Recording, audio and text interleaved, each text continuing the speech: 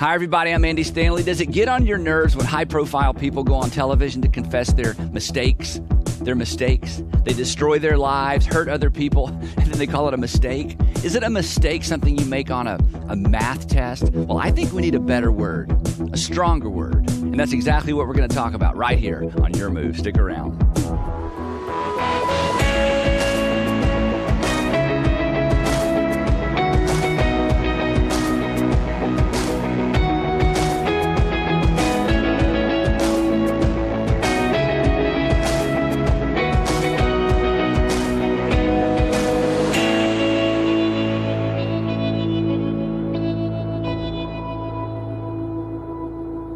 Today, we're going to talk about a word that always surfaces in religious conversations, a word that certainly is going to surface eventually if you're trying to start all over, and it's certainly a word that you know something about because it's a word you grew up hearing about, especially if you grew up in a Christian church. And the word is this word right here, sin.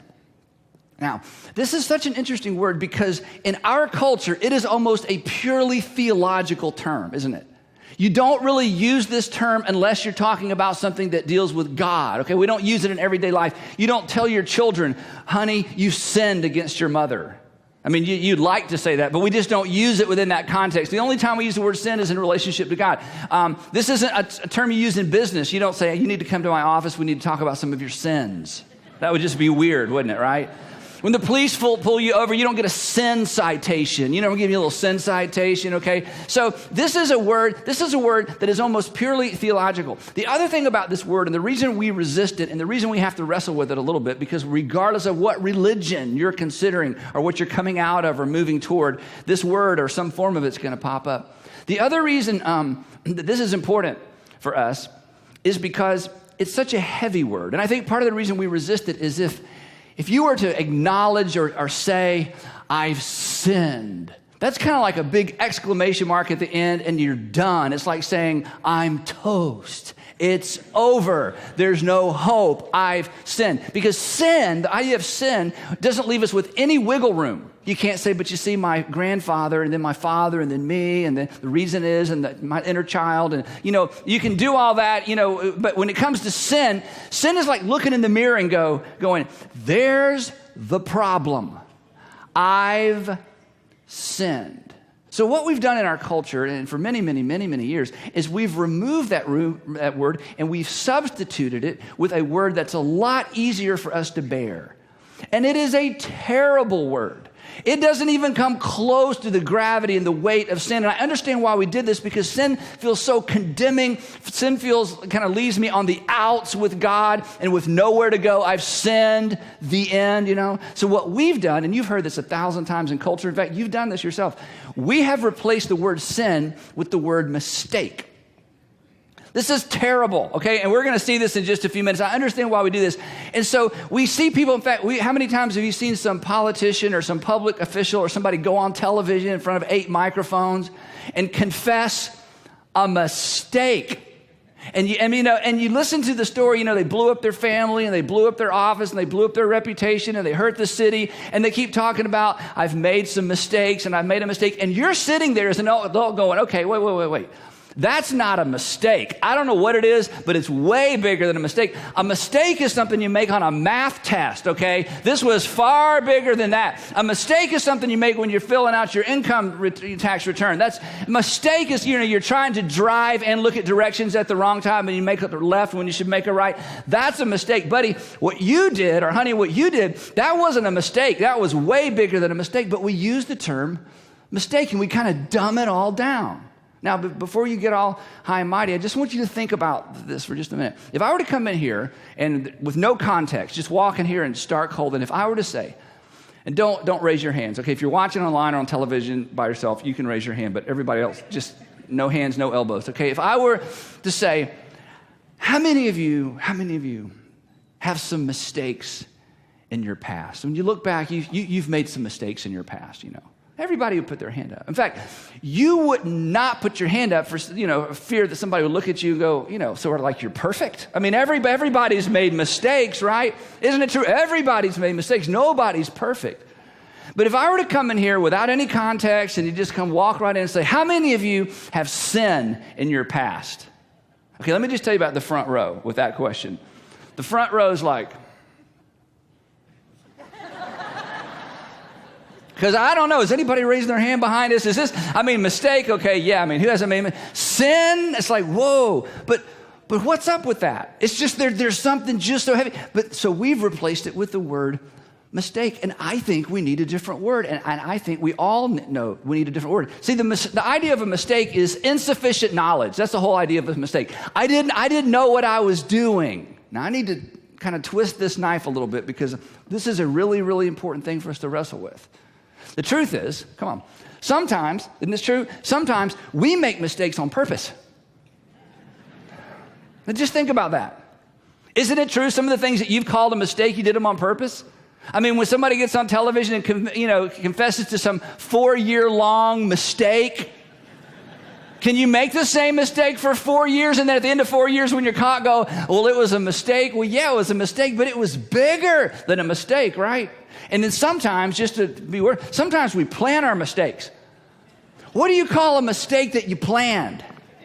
Some of you bought airline tickets in order to facilitate a mistake. It wasn't like a spur of the moment I fell to temptation. You planned this out, right? Some of you have a stash of mistakes hidden at your house, right? Some of you have already planned your next mistake. What do you call that? Don't you think the word mistake falls way short of the gravity of the kinds of things that we're talking about? Really, a premeditated mistake? Can there be such a thing? And then what about this? Sometimes, in fact, the truth is almost all the time, we make the same mistake over and over. Now, come on, work with me. What do you call a mistake that you make over and over, or worse? What do you call a person who makes the same mistake over and over and over and over and over? See, mistake just doesn't cut it, does it? There's something else going on.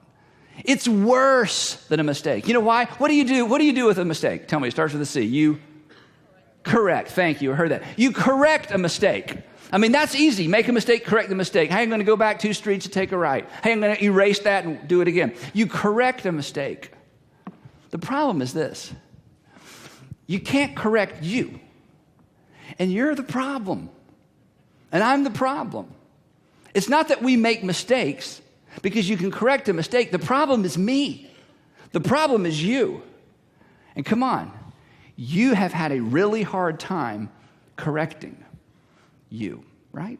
You've tried to fix you. Your wife has tried to correct you, and your husband's tried to correct you, and you've tried to correct your kids, and they keep doing the same things over and over. Some of you pay somebody $120 an hour to sit with you to try to correct you, and it's like you just can't be corrected. Some of you blown up a marriage because you were uncorrectable. Some of you blown up a job because you were uncorrectable. Some of you have a whole lot of debt you shouldn't have it, and you knew that when you were making the decisions that these were bad decisions, and you did it anyway. What's wrong with you? People, Isn't it weird that even when you're correcting, there's part of you that wants to go uncorrect? And you keep thinking about it. And you think, and then you do stuff like this. Well, you know what? I haven't done that in 13 days. I owe myself one. What? Now, come on. What is that? Why would you do something that hurts you, know it hurts you, and then do it again? Why do you do that? This is the same question your parents asked you when you were growing up. My point is this. I don't think you can chalk all of that insanity up to, well, nobody's perfect. I made a mistake. So a baby step is to at least to embrace the notion that perhaps you have a deeper problem. Perhaps you are a sinner. Perhaps sin is a reality, even though we want to dumb it down to mistake. In fact, here's kind of the 101 definition of a sinner. This isn't theological. This is just hey, maybe I can go that far. A sinner is basically somebody who knows better, but does it anyway.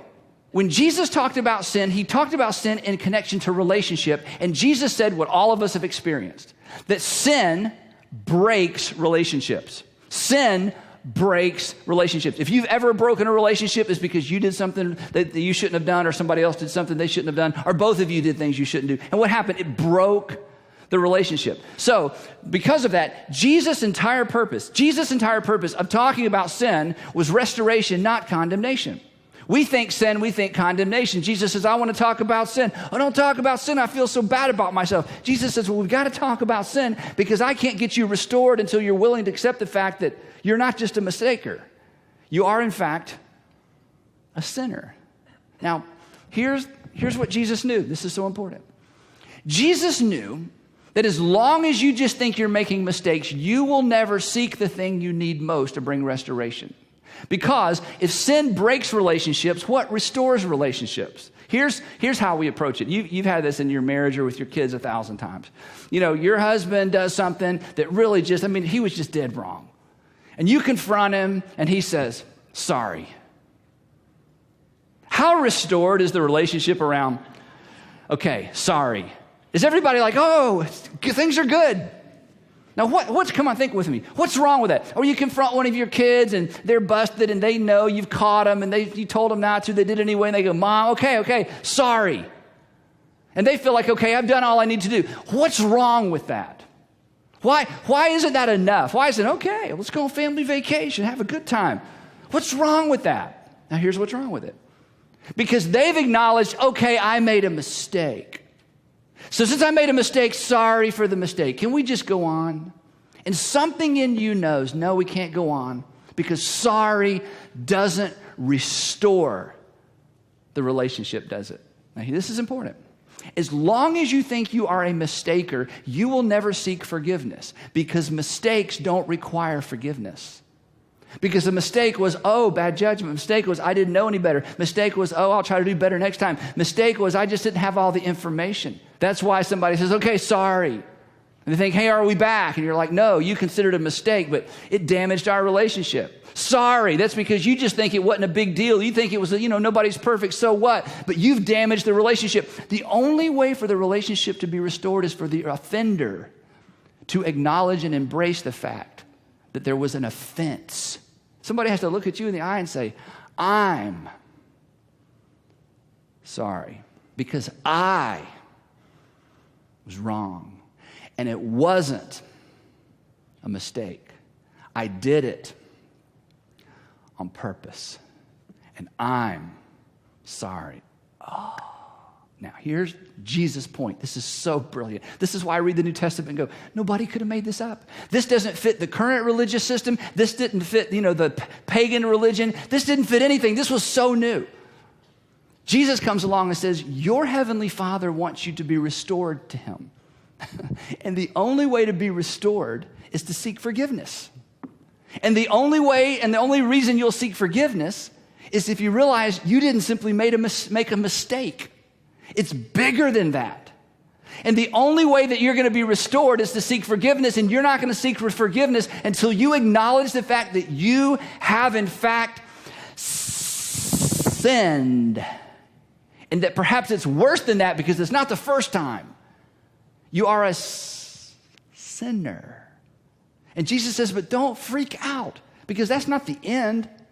That's a means to a very important end. So Jesus comes along. It's so amazing. So here's what he did. It's so fascinating. He would teach on sin, and here's what he would do. Instead of dumbing it down like, that's okay. You're only 15. You didn't know better. And that's okay. I'm God and you're not. So how would you know? He didn't do that, Or, well, you probably haven't read the whole. You probably weren't raised in a Jewish home or a Christian home. Or he didn't do any of that. Jesus came along. He said, hey, you think you've done a few things bad? You have no idea how bad you are. Let me tell you how bad you are. And he jacked the standard up so high, everybody went, we're doomed. And once they acknowledged that they were doomed, Jesus said, I have some great news. I'm here for the doomed people. In fact, I'm only here for the doomed people. I'm not here for you unless you're doomed. Anybody here doomed? To be doomed, I have to acknowledge. And Jesus said, that's the point. God loves doomed people, but people who won't experience the love of God until they acknowledge they're doomed. So I'm here to make you all feel really doomed and condemned. And then just before you all go out and, jump off a cliff, I'm going to come rushing in saying, guess what? God loves doomed sinners. That's why he sent me. But you'll never know me until you acknowledge something about you. Here's how he said it. He said this, for I tell you that unless your righteousness, that is, your behavior, basically your goodness, that unless your righteousness surpasses the Pharisees, and these were like the best people in town. That's all they did was go around being good. Their full-time job was be good. Seriously. They were paid to stay ceremonially clean so they could hear from God. Unless you're more righteous than the Pharisees and the teachers of the law, you will certainly not enter the kingdom of heaven. Now, at this point, everybody in the audience went, well, then we're all doomed. We're not going to go to heaven. Now, they had mixed feelings and understandings of hell, but whatever not go to the kingdom of heaven is, that's not good. Because whatever the kingdom of heaven is sounds like someplace I want to be. And Jesus says, well, unless you're better than the best people you know, you're doomed. What do you mean? Well, I'll tell you what I mean. You've heard it said that to people long ago, thou shalt not murder. Everybody heard that? And they're like, yeah, we've heard that, thou shalt not murder. And Jesus, I just want you to know, I've never murdered anyone. Okay, sit down, I'm not done. Oh. But I tell you, anyone who is angry with a brother will be subject to judge, or sister will be subject to judgment. And you read this in context. Basically, he's saying anybody who's guilty of anger is like they're guilty of murder in the economy of God and will face the same judgment. Everybody sat down and went, wait, I don't know. What? He goes, yeah. That if you harbor the feelings that can lead to murder, if you in your mind kind of play through this scenario where you show them and you teach them and they suffer for what they did and you come out the winner, that basically you murder them in some sort of sophisticated, way that, they don't actually die, but they might as well be dead. They'll wish they were dead because you won and you overcame. He said, if that's where you are in your relationship with people, you're going to face the same judgment. Guilty. And before they can catch their breath, he says, it's worse than that. You have heard was said, thou shalt not commit adultery, to which they're like, now I have not done that, okay? But I tell you that anyone who looks at a woman lustfully, oh, you're kidding. Okay, now go, Jesus, wait. Is my wife here? No, okay. Jesus, okay, come on, who hasn't done that? Jesus said, just sit down. But I tell you, anyone who has looked at a woman lustfully has already committed adultery with her in his heart. And then he goes on and on and on and on and on and on and condemns the whole group. They're all sinners. He raises the bar so high, everybody's like, what's the point in trying? And then he rushes in and says, that's why I'm here. Because it doesn't end with sin condemned. It goes from sin to condemned to I need to ask forgiveness and God will forgive you. But you will never be restored to God until you acknowledge that you need to be restored. And mistakers think they can self-correct, and they never get there.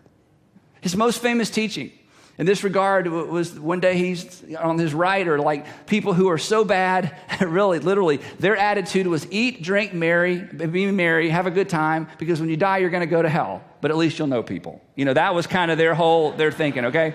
And then there was this other group, and that were so good, they were all the Pharisees and the teachers of the law, and they had dumbed sin down so far that they basically didn't believe they ever sinned. They had just dumbed it down. Okay, yeah, I'm not perfect, and, I made some mistakes, but, they don't need saving or forgiveness because they're so good. And Jesus realizes, okay, both groups don't understand. So he tells these stories, and he tells a story about a lost sheep. Remember that one maybe from Sunday school? A lost coin, which we don't really get because of our culture. And then he tells the famous one, the story of the prodigal son. You've heard versions of this story. And basically a young man comes to his dad and says, Dad, I wish you would die so I could get my inheritance, but you just won't die. So let's pretend like you're dead. That's what he asked. Give me half my inheritance. I can't wait for you to die. Time's going by. Okay, I'm getting old. Life's going. Can I have half my inheritance? And everybody in Jesus' audience gasp, And he gives it to him. Now, this is a made-up story. Jesus is making up the story to make a point about how God understands this whole sin and condemnation, and am I a mistake or a sinner, and how does God respond? And so as you know the story, the boy goes away, and he wastes half of his father's inheritance. Again, Jesus' whole audience is like, ah. And then he comes back. Because while he was away, it dawned on him, I am really messed up. And he comes back and he makes a little speech, and now Jesus is putting these words in the mouth of this fictitious boy to explain this important point. And everybody listening to the parable knows that in the parable, the Father is God, and the Son is somebody who's done things that are so bad that there's just no way a regular father would allow the relationship to be restored. Listen to the words that Jesus puts in his mouth. Father, I've sinned.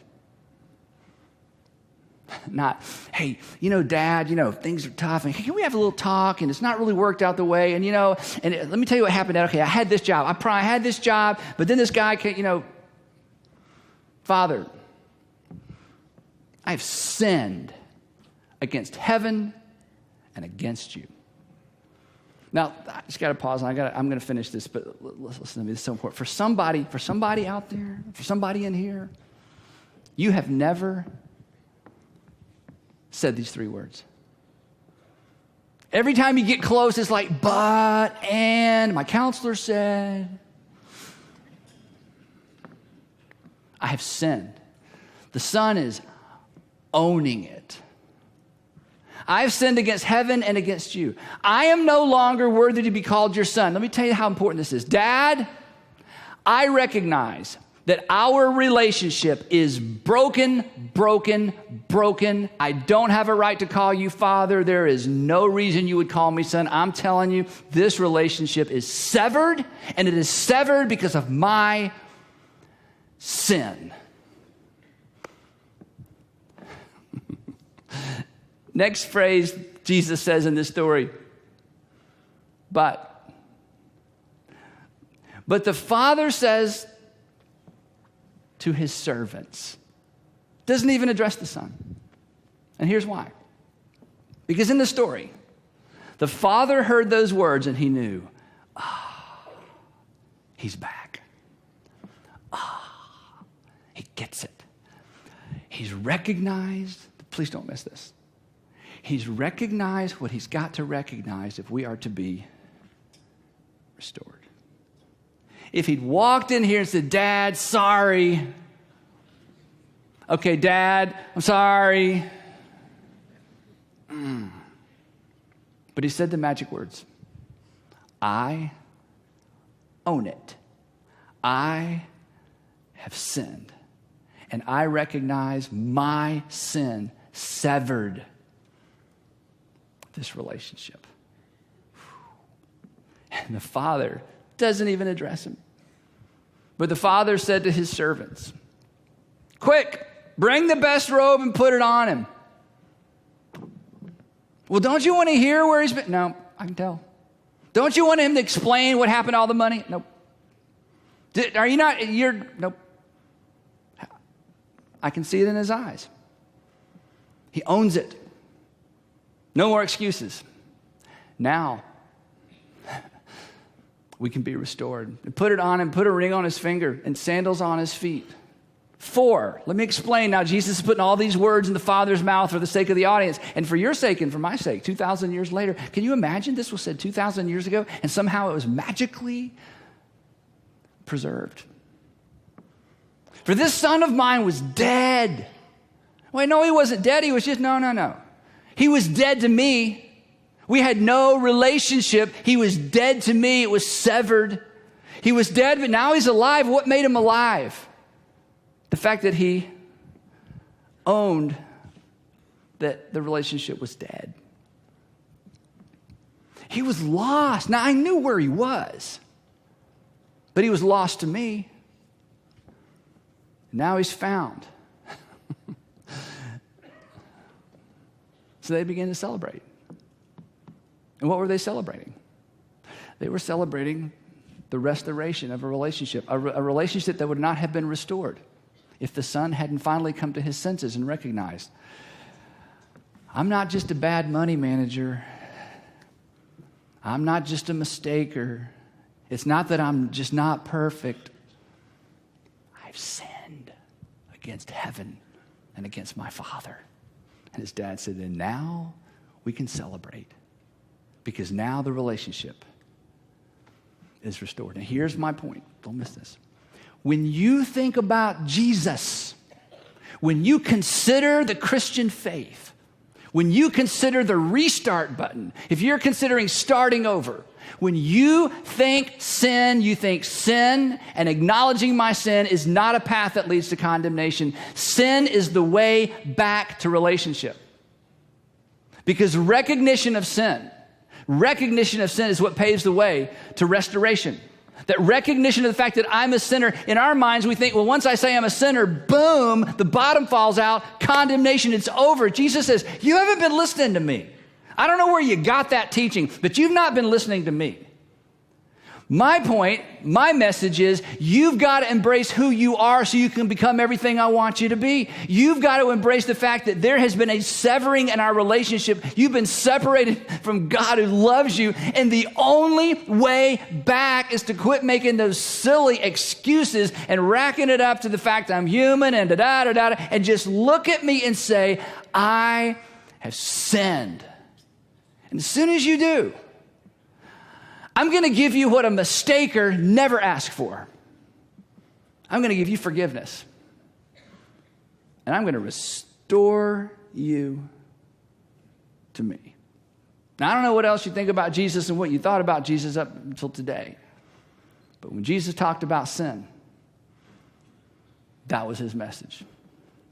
Now, I know it's easier to just leave here and go, wow, yeah, it was good, Andy, and you're a pretty good speaker, and wow, everybody was so quiet, and good job, high five. But, I'm just more comfortable thinking in terms of I'm just not perfect. And I'm a mistaker who needs correcting, and I'm working on it. Thank you. Good talk. You just need to know that Jesus says, not that you have to take Jesus seriously yet. We're just week 2. Jesus says, you're a sinner who needs to be forgiven. And here's what I know about you. You did not need this message today to know that your problem is deeper than a mistake every once in a while. You didn't need a message today to know that the only way a relationship is restored is through acknowledging the fact that it needs to be restored. And so that thing in you that's never quite satisfied and always a little bit, I'm not exactly sure where I stand with God, that whole thing that stirs around in you, Jesus would say, this is why. Because you're separated.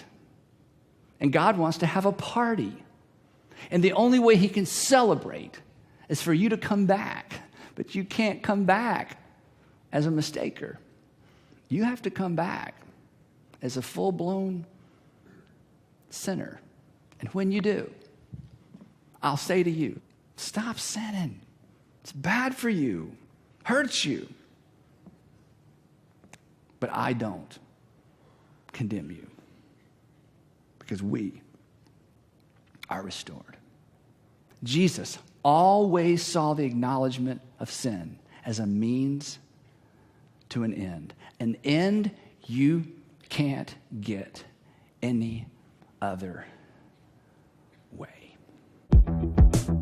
Hey, thank you so much for staying up late or getting up early, and thank you for joining us on Your Move. We have a free Your Move app that you can find at our website where you can watch all of these messages as many times as you'd like and share them with a friend. Hope you'll check that out. In the meantime, have a great week. We'll see you next week right here at Your Move. Also, our website is a great place to watch, download, and share the message you saw today from our series, Starting Point. Be sure to tune in next week to watch Your Move with Andy Stanley.